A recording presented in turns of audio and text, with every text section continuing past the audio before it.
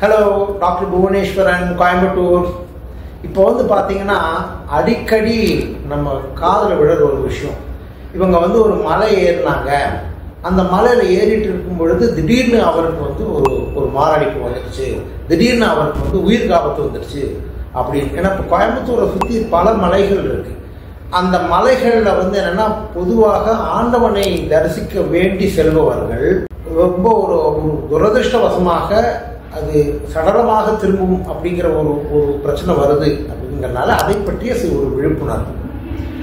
ஒன்று என்ன புரிஞ்சுக்கங்க, பொதுவாகவே உடம்புல நல்ல ஒரு உடற்பயிற்சி பண்ணி நல்ல ஃபிட்னஸ், அதாவது அவர்கள் ரெகுலராக அந்த எக்ஸசைஸ் பண்ணுறது, ரெகுலராக ஓடுவது, ரெகுலராக மலையேறுவது, நல்ல பயிற்சி முறைகள் மூலம் நல்ல உடம்பு நல்லா வச்சிருக்கிறவங்களுக்கு சிக்கல்கள் வருவதில்லை.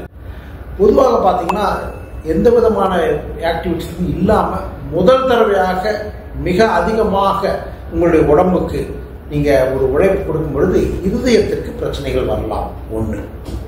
ரெண்டாவது, ஆல்ரெடி உங்களுக்கு இருதய நோய் இருந்திருக்கலாம், அது உங்களுக்கு கண்டுபிடிக்காமல் இருந்திருக்கலாம். அப்போ என்னன்னா மலை ஏறும் பொழுது, தொடர்ந்து மலை ஏறும் பொழுது இருதய துடிப்பு அதிகமாகி இருதயத்தினுடைய அந்த இயக்கங்கள் அதிகமாகி அதன் காரணமாக உங்களுடைய இருதய துடிப்புக்கு பிரச்சனை வரலாம்.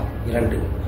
அப்போ நான் என்ன சொல்ல வரேன் அப்படின்னா, தயவு செய்து பொதுவாக இந்த மாதிரி ஒரு சரியா பொதுவாக ரெகுலரா சாதாரணமா பண்ணுற ஒர்க் இல்லாம திடீர்னு ஒரு அதிகமான ஒரு வேலை செய்ய போறீங்க, இந்த மாதிரி மலையேற போறீங்க அப்படிங்கிற மாதிரி இருந்ததுன்னா தயவு செய்து உங்களுடைய உடலை பரிசோதிச்சுக்கலாம். அதை எப்படி பரிசோதிச்சுக்கலாம்?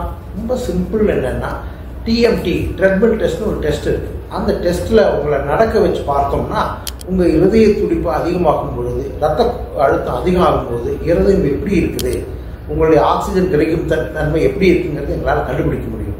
அதில் கோளாறு இல்லைன்னா அழகா ஃபிட்னஸ் வாங்கிட்டு மலை ஏறுங்க. உங்களை யார் வேண்டாம்னு சொன்னாங்க? தயவு செய்து ஃபிட்னஸ் இல்லாமல் இந்த காரியங்களில் இறங்கி அதன் காரணமாக உங்களுக்கும் அதன் காரணமாக உங்களோட கூட ஒரு மற்றவங்களுக்கு பிரச்சனை கொடுத்துடாதீங்க. அதனால மலை ஏற வேண்டாம் என்று நான் சொல்லவில்லை. தயவு செய்து அதற்கு உங்களுக்கு ஒரு தகுதி இருக்குதா உடலில், இருதயத்தில் தெரிஞ்சுட்டு போங்க. Okay, God bless you.